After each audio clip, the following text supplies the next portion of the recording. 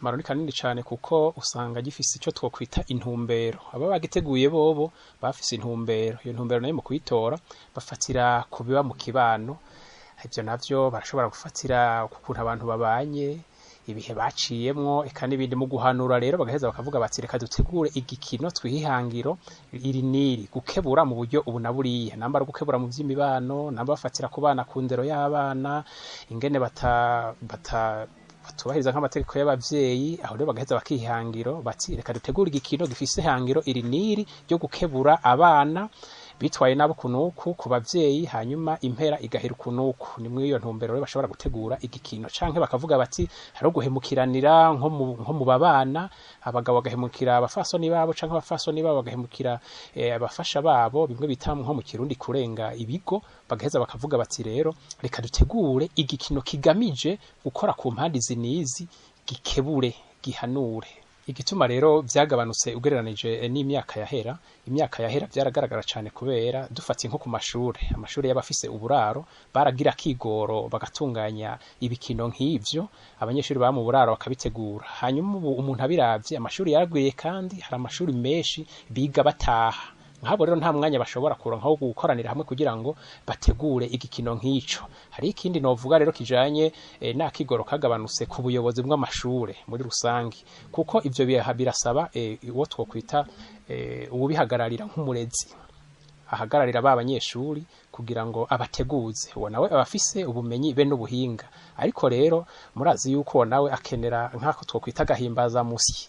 Mu gihe abonye yuko rero ubuyobozi butavyitayeho, nawe nyene abahanzwe n'ibindi, ico gihe ntaheza ngo afate umwanya nawe ngo akurikirane b'abanyeshuri abateguze ibikino nkuko nawe aba yarakuze. Ama rero hari amashuri agifise akanovera, twovuga gifise akanovera n'uwo muco wo gukinisha ivyo biteramo.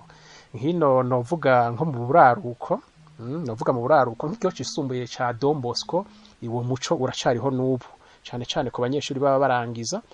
Buri mwaka baragira ico gikino, baragishira no mu kinofunofu. Baba bafise rero intumbero zibiri. Intumbero ya mbere hariho kwisuganya kugira ngo baronke agafaranga, kuko baza kubiraba baratanga udufaranga. Mu gihe babishize imbere bati uzinjira azozana amafaranga. Amafaranga rero akaja mu nteguro baba barashize imbere yuko barangije ivyigwa bazogira urugendo rwo kurangiza ivyigwa, bimwe twovuga mu kinofunofu voyage d'étude. Bakaca bongereza rero nayo baba barasavye abiwabo nkuko bitegerezwa kugira ngo bakwize egwa rugendo. Hama rero hariho n'iyindi ntumbero ni kwigisha. Ico gikino rero gifise rero akamaro kanini cyane, hariho kwigisha abantu. Dufatiye rero kw'iryo hangiro ico gikino kiba gifise, n'abagikina nabo nyene hariho imyimenyerezo baba barimwo, hariho kwiga kuvugira imbere y'abantu, ukavuga neza nk'ivyo biri mu kinofunofu. Ugasanga umuntu yateye imbere mu bijanye n'imvugo, yamenye gufata ku mutwe. Hanyuma ico gihe rero mu gihe ariko arategura nk'ico giteramo, bamuhaye uruhara rwiwe mu byo azokina, dufate ko biri mu kinofunofu, niyo vyoba mu Kirundi arashobora gushika ku majambo adasobanukirwa, bimwe twita mu Kirundi amajambo agoye. Kanya afata ko kugira akigoro kugira ngo agende kuyarondera, nawe nyene abari kare yigisha.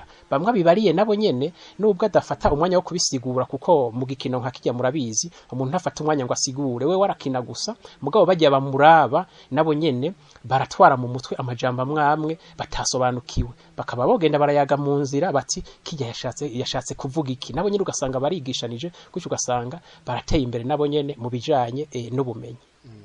Murakoze cyane. Namwe murakoze.